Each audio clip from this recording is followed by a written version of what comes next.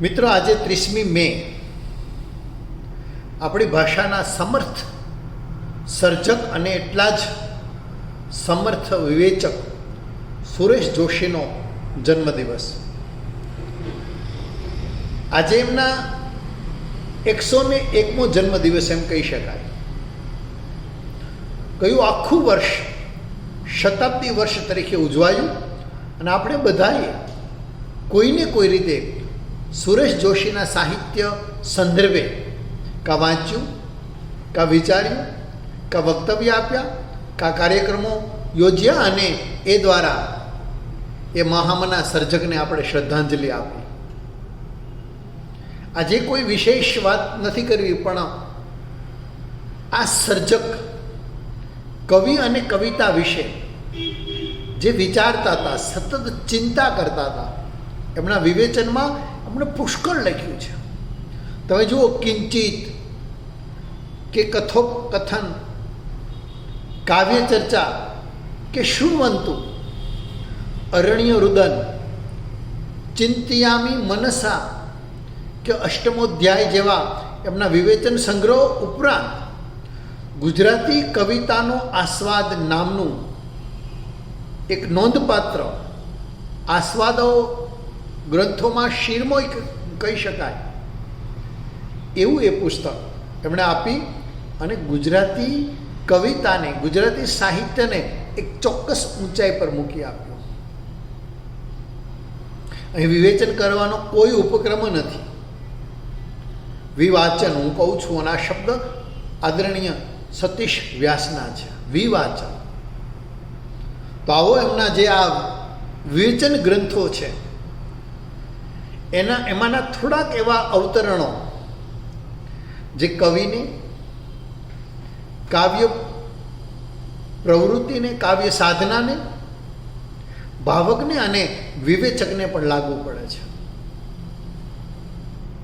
કિંચિત એમનો પ્રથમ કાવ્ય સંગ્રહ અને એમાં કાવ્યનો આસ્વાદ નામનો જેમનો લેખ, એમાં એ લખે છે કે કાવ્યની રચના પરત્વે છંદનું જ્ઞાન, શબ્દાર્થનું જ્ઞાન, કાવ્યના વિષયનું જ્ઞાન હોવા છતાં એ પરત્વે એક વાક્યતા હંમેશા સંભવતી નથી. એનો અર્થ એ છે કે કાવ્યની રચનામાં એવું કશુંક છે જે કેવળ છંદના, શબ્દાર્થના કે વિષયના જ્ઞાનથી આપણી પકડમાં આવતું નથી. આ અગ્રાહ્ય તત્વ તે શું છે ને એનો સ્વભાવ આમ અગ્રાહ્ય અથવા તો દુર્ગ્રાહ્ય રહેવાનો કેમ છે તે આપણે તપાસવાનું છે. આ સુરેશ જોશી અને છંદ, શબ્દ કે કાવ્યના માધ્યમથી એ કવિતા બનતી નથી એ વાત કરવા માંગે છે. આ જ વસ્તુને સામગ્રી ગણે છે, કવિતા માટેની એક પ્રાથમિક એવી સામગ્રી. અને સંદર્ભે એ જ લેખમાં લખે કે કવિ ભાષા, છંદ વગેરે સામગ્રીની મદદથી જે વિશિષ્ટ પ્રકારનું સંવિધાન કરે છે તે કાવ્યને કાવ્યત્વ આપે છે. આ સંવિધાન એ કાવ્યને કાવ્યત્વ આપે છે. કાવ્યને માટે આવું વિશિષ્ટ સંવિધાન સુરેશભાઈ અનિવાર્ય ગણે છે. આ સર્જક એમના બીજા એક લેખમાં કવિતા વિશે અને ખાસ કરીને વિવેચન કે વિવેચકના પ્રભાવમાં લખાતી કવિતા વિશે પ્રશ્ન છેડે છે. કાવ્યમાં અદ્યતનતા નામનો એમનો લેખ કાવ્ય ચર્ચા નામના પુસ્તકમાં, અને એમાં લખે છે કે કેટલીક વાર વિવેચન પોતે કેટલાક ખોટા મૂલ્યોને ચલણી બનાવે છે, પ્રતિષ્ઠા આપે છે. યશવાંછુ કવિઓ આ મૂલ્યોના નેજા નીચે ટોળે વળે છે. જે યુગમાં આ ટોળકિયાઓની સંખ્યા વધુ હોય તે યુગમાં સર્જન વિવેચનનું દાસત્વ સ્વીકારી બેસે છે. એટલે સર્જકે વિવેચનનું દાસત્વ ન સ્વીકારવું જોઈએ અને ખુદની કેડી કંડારવી જોઈએ એની વાત કરે છે. વિવેચન સંદર્ભે કવિઓને સામે પણ પ્રશ્ન મૂકે છે આ સર્જક, આ વિવેચક. એ લખે કે આપણે ઉપજાવેલી વિવેચનની પરિભાષા આપણને કાવ્યમાં જેટલું જોવા દે એટલું જ આપણે જોઈએ છીએ. એટલે વિવેચનની પરિભાષા કે વિવેચને સિદ્ધ કરેલા, દર્શાવેલા જે લક્ષણો છે એને અતિક્રમીને કંઈક વિશેષ સિદ્ધ કરે તો એ સમયના પ્રવાહમાં ટકી શકે. કાવ્ય ચર્ચા નામના એમના પુસ્તકમાં એમનો એક લેખ છે એવો કે આધુનિક કવિતામાં યુગ ચેતના. એ લેખમાં આ કવિ કાવ્યના સૌંદર્ય વિશે વાત કરે છે. કાવ્યનું સૌંદર્ય શું છે? તો કહે છે કે કાવ્ય સૌંદર્ય સિદ્ધ કરે છે તે કશુંક રુચિર, સોહામણું કે અલંકૃત એવું ઉપજાવીને નહીં. કાવ્યનું સૌંદર્ય એના ઘટકોની અન્વિતિમાં રહેલું છે. સૌંદર્ય કરતાં, જો સાંભળજો, સૌંદર્ય કરતાં સામર્થ્ય કેટલીક વાર વધુ સ્પૃહનીય બની રહે છે ને સામર્થ્યને એનું આગવું સૌંદર્ય હોય છે. એટલે સામર્થ્યનું મૂલ્ય કર્યું અને સામર્થ્ય દ્વારા સૌંદર્ય પ્રગટાવવાની વાત આ સર્જક કરે છે. એ લખે છે કે કવિ કર્મનો વિશેષ એટલે શું? તો કહે કે કવિ કર્મનો વિશેષ એ છે કે આપણી ભાષાની પકડની બહારની વસ્તુ છે તેને એ સંવેદને આસ્વાદ્ય બનાવી આપે. ભાષાની પકડની બહારની વસ્તુ એને કવિ સંવેદ્ય બનાવે, એને જ કવિ આસ્વાદ્ય બનાવી આપે. અને એમાંથી તેની જે તત્કાલીનતા છે ને એને ગાળી નાખે.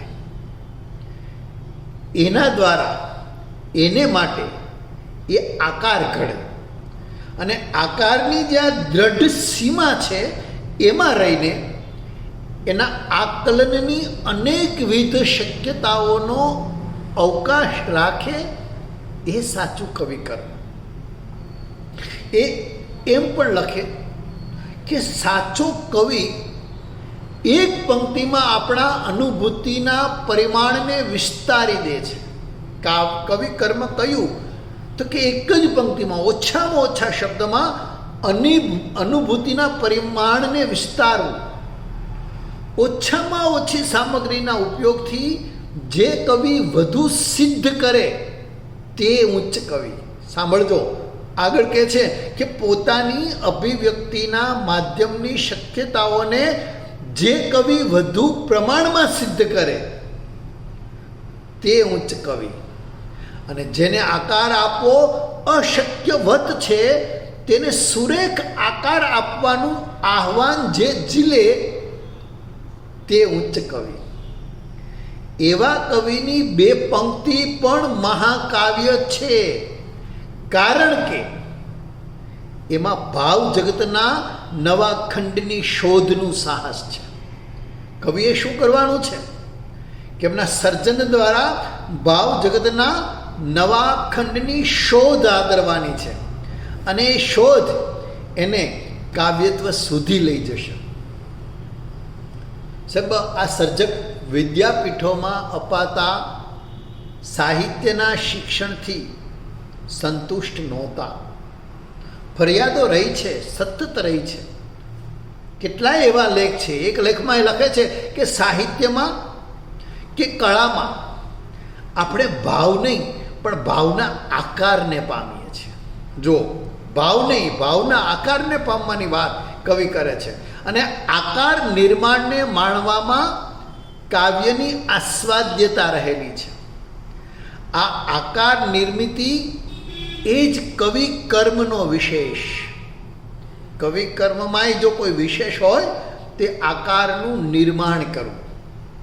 કિંચિતમાં લખે છે કવિતાનો પ્રચાર એવા શીર્ષકથી, અને એમાં ચિંતા વ્યક્ત કરે છે સાહિત્ય વિશે કે મહાન કવિતા કળાના પ્રાદુર્ભાવ માટે જે અનિવાર્યતા આવશ્યક હોય છે તેવું કશુંક આપણી દુનિયામાંથી એકાએક અલોપ થઈ ગયું લાગે છે.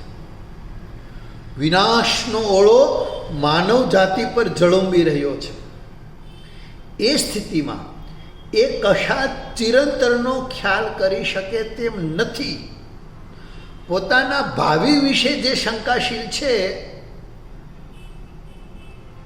એ હૃદયની શક્તિને જ ખોઈ બેઠો હોય ત્યારે શું કરી શકે કવિ? સાહિત્ય. કારણ કે આપણે ભાષાની સંક્રમણ શક્તિને તો સિદ્ધ કરી, શક્ય એટલી સિદ્ધ કરી, પણ દુઃખની વાત એ છે કે ભાષા જ્યારે કાવ્યને લાયક બની ત્યારે જ કવિને પોતાનું કથયિતવ્ય હાથમાંથી સરી જતું લાગ્યું છે. એ દ્રઢ સ્વરે ઉચ્ચારી શકે એવું એની પાછળનું પ્રતીતિનું બળ જાણે ભાંગી પડ્યું છે. ને તેથી જ તરંગો, તર્કના બુટ્ટાઓ, શબ્દ ચાતુરી વગેરેમાં રાજતી ક્ષણજીવી પદ્યકૃતિઓ, જો કાવ્ય નથી કહેતા, પદ્યકૃતિ કહે છે, ને પદ્યકૃતિ એ કવિતા નથી, ક્ષણજીવી પદ્યકૃતિઓ કાવ્યનું સ્થાન લેવાની ધૃષ્ટતા કરી રહી છે. ઉચ્ચ કવિતાનો મર્મગ્રાહી વર્ગ સાહિત્યના ક્ષેત્રમાં ધીમે ધીમે પ્રચારમાં આવતા ખોટા મૂલ્યો પ્રત્યે જો ઉદાસીનતા સેવતો રહેશે તો સાચી કવિતાને અવતરવાની આબોહવા પણ લુપ્ત થઈ જશે. એટલે જે સાચો એક વર્ગ છે, જે મર્મગ્રાહી એવો એક વર્ગ છે, જે ઉચ્ચ કવિતાનો આગ્રહી છે, ઉચ્ચ કવિતાના મર્મને જાણે સમજે છે, એમનું મૌન આ નવી કવિતાને કે સાચી કવિતાની અવતરવાની શક્યતાને જ નામશેષ કરી દેશે. એટલે આ ચિંતા કવિને છે અને એ ચિંતા એમના લેખમાં, જુદા જુદા લેખમાં વ્યક્ત થઈ છે. ભાવક માટે પણ એમણે વાત કરી છે કે કવિતા શું છે, ભાવક પાસે કઈ અપેક્ષા હોવી જોઈએ. તો એ લખે છે કે કાવ્ય એ વિચારનો કે અહીં તહીં શણગારેલા સમુચ્ચય નથી. ફરીથી, કાવ્ય એ વિચારનો અહીં તહીં શણગારેલો સમુચ્ચય નથી. કાવ્ય એ ભાષા નિર્મિત અર્થવહનનું સાધન પણ નથી. કવિ સર્જક છે, અર્થનો વાહક નથી. પોતાને થયેલા અનુભવોનું કેવળ બીબું ઢાળીને એ આપણને આપતો નથી. કાવ્યને કાવ્ય તરીકે આસ્વાદવાની હજુ આપણને ટેવ જ નથી પડી. આને પરિણામે દુર્બોધતા, સંદિગ્ધતા અને અર્થ સંક્રમણના મુદ્દાઓને આપણે ગૂંચવી મારીએ છીએ. શૃણવંતુમાં લખે છે વિવેચન વિશે ચિંતા કરતી વાત, અને એમાં લખે કે સર્જને હરણફાળ ભરી છે, ત્યારે વિવેચન હજુ કચ્છપ ગતિએ ચાલી રહ્યું છે. તમે જો, એક બાજુ સર્જનનો રાફડો ફાટ્યો છે, એની સામે વિવેચનો કેટલા મળે છે. એ સમયની નહીં, આજની પણ એ જ સ્થિતિ છે. લખાય છે કેટલું, પણ એ કેવું છે? તો સુરેશ જોશી લખે છે કે કૃતિનો સાર આપી છૂટનારું અથવા તો એનો અર્થ તારવી આપનારું કે એનો નર્યો અનુવાદ કરી આપનારું વિવેચન આપણી રસવૃત્તિને કેળવવામાં ઝાઝું ઉપયોગી નીવડતું નથી. આપણું વિવેચન પરિભાષાનો આશ્રય લઈને મૂળ મુદ્દાને ચર્ચવાનું ટાળે છે. આ ચિંતા એમની આ શૃણવંતુમાં વ્યક્ત થઈ છે. શૃણવંતુનો જ એક બીજો લેખ છે, એમાંય ફરિયાદ છે આપણા વિવેચન વિશે. છેલ્લા દાયકાનું ગુજરાતી સાહિત્ય એ શીર્ષકથી એમણે જે લેખ આપ્યો, અને લેખમાં લખે કે પંડિત યુગમાં સમકાલીનો વિષય બે ધડક કહેવાતો, પંડિત યુગમાં સમકાલીનો વિષય બે ધડક કહેવાતું, હવે સમકાલીનો વિષય કહેવાતું નથી. જો એ વિશે કશું કહેવાનું જ ન હોય તો નવી પેઢીના સર્જકો સુધી તો પહોંચવાની વાત જ શી છે? આને હું, સુરેશભાઈ લખે છે, આને હું હેતુ પૂર્વની ઉપેક્ષા કહીશ નહીં, પણ આ ઉદાસીનતાને હું ક્ષમ્ય નહીં ગણું. આ ઉદાસીનતા છે અને સર્જક એને ક્ષમ્ય નથી ગણતા. કોને? કે સમકાલીનો વિષય મૌન સેવું. કારણ કે શા માટે ક્ષમ્ય નથી ગણતા? કારણ કે એમાં રસિકના ધર્મથી ચ્યુત થયાનો દોષ તો રહેલો જ છે. અને પછી લખે છે, પ્રશ્નો કરે છે કે બે પેઢી વચ્ચે શું કશા સંવાદની વિનિમયની ભૂમિકા જ રહી નથી? આ નવા વછેરાઓને, જો નવા સર્જકો માટે સુરેશભાઈ ઇન્વર્ટેડ કોમામાં લખે છે, નવા વછેરાઓને બક ઠાકોરે નહોતા વધાવ્યા, પ્રયોગશીલતાને એમણે નહોતી વધાવી. એ બક ઠાકોરને કવિ કુલગુરુ કહેનારા એમના ભાવિક શિષ્યોમાં આવી ઉદાસીનતા કેમ વર્તાય છે? સમકાલીનોની ઉપેક્ષા એ ઉચ્ચ ભ્રુવૃત્તિની દ્યોતક છે? શું એમાં જ આભિજાત્ય રહ્યું છે? સાહેબ પ્રશ્ન છે. અને સમકાલીન જે સર્જકો છે, જે સાહિત્ય છે, એને આવકારવાનું, એની એની એની એની એની સાહિત્યિકતાને તપાસવાનું અને એના વિતને સમાજ આગળ મૂકી આપવાનું કામ એની આગળની પેઢીનું છે. એ વાત સુરેશભાઈએ કરી છે.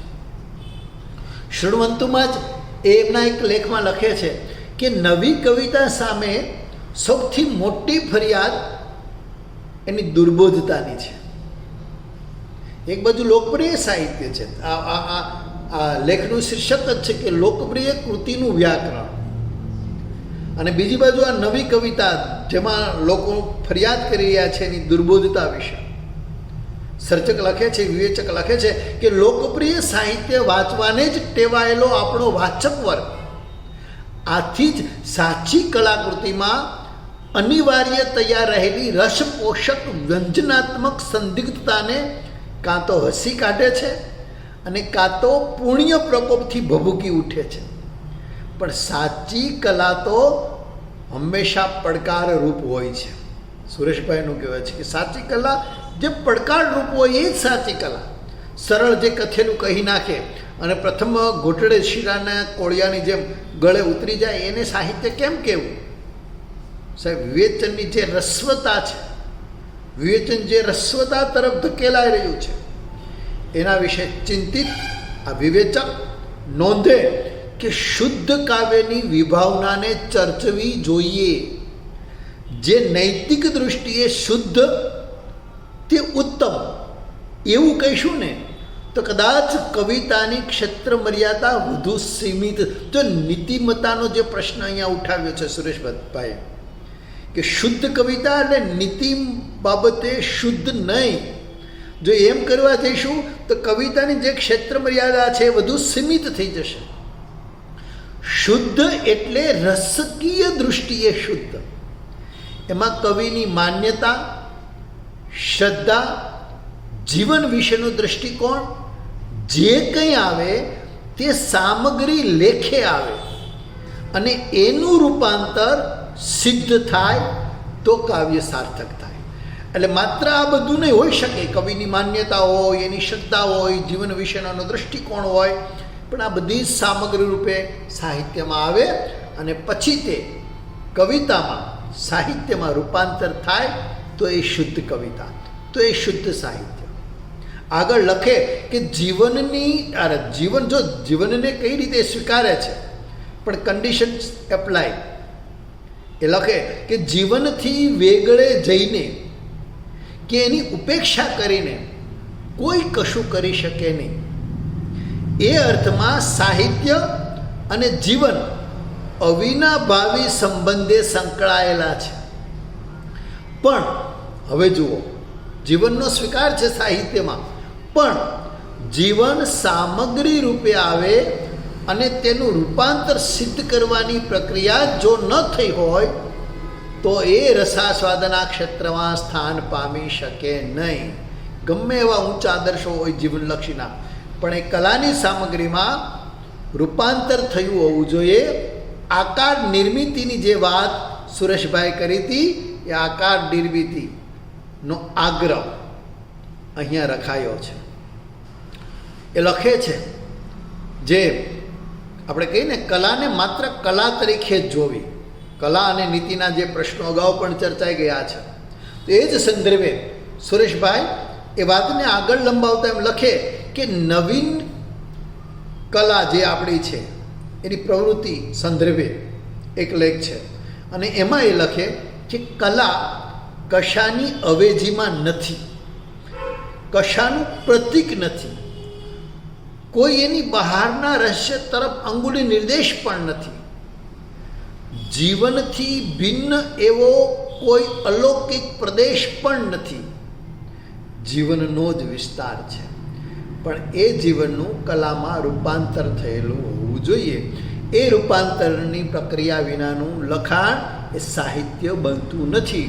જેમ પદ્ય કૃતિ એ કવિતા નથી, એમ જીવન વિશેના આદર્શો વિશેનું લખાણ એ કલા કે સાહિત્ય બનતું નથી. શૃણવંતુમાં સર્જકની દિશાનો ઇંગિત એમણે એક જગ્યાએ કર્યો છે કે સર્જક દિલ ચોરી કરીને જીવી શકે નહીં. યુગની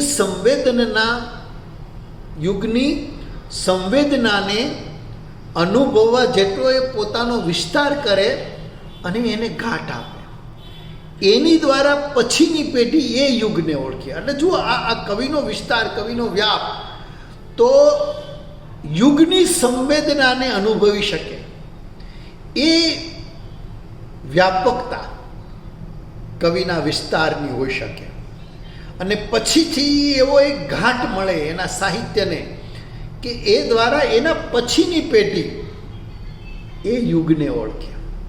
એટલે યુગ કઈ રીતે પ્રતિબિંબાવવું જોઈએ, મેઘાણી આપણી પાસે એનો આદર્શ છે. એ લખે એમના એક લેખમાં કે દરેક નવી હિલચાલ સમયના એ ગાળાની રગ પકડવા મથતો હોય છે. કવિની પ્રત્યેક હિલચાલ જે હોય છે એમાં સમયના એક ચોક્કસ ગાળાની રગ પકડવાની કવિની મથામણ હોય છે. એની વેદનાને ઉછીની કેવી, એની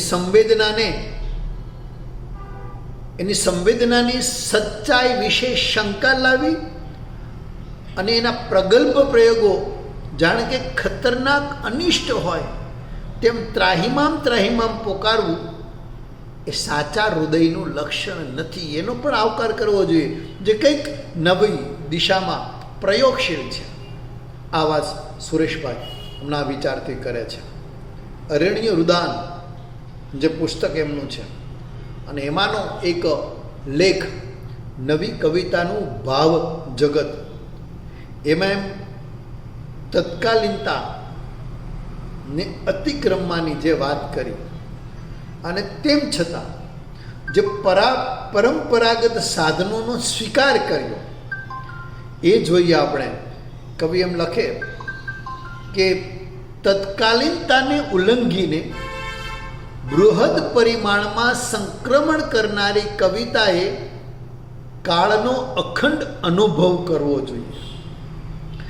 એવું કવચ દેખાડનારો કવિ પોતાની કવિતામાં એની ભાષાની આખી કાવ્ય પરંપરા સાથેના અનુસંધાનને સિદ્ધ કરીને જ પોતાનું નવું પગલું ભરતો હોય છે.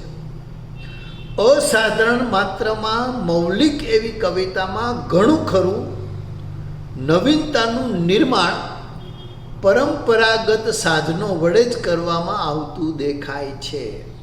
પરંપરાના વિદ્રોહી નહોતા, એ સાધન તરીકે એમણે સ્વીકાર્યું છે. જીવનના વિરોધી કે જીવનની સામે છેડે જઈને બેસનારા સર્જક નહોતા. જીવનનો સ્વીકાર એમણે કર્યો છે સાહિત્યમાં, પરંપરાગત સાધનોનો પણ સ્વીકાર કર્યો છે, પણ એ બધાનો વિનિયોગ, એનો ઉપયોગ કલા નિર્માણ માટે થવું જોઈએ, રૂપ નિર્માણ માટે થવું જોઈએ. આ વાત વારંવાર સુરેશભાઈ એમના વિવેચનમાં કરી છે. આ યુગો સુધી ટકી શકે એવા એમના વિચારો અને એવું એમનું કામ આજે આપણને એમની વિશે વાત કરવાનો એક અવસર પૂરો પાડે છે. આ કવિની, આ સર્જકની દિવ્ય ચેતનાને આવો એમના જન્મદિને વંદન કરીએ. નમસ્તે.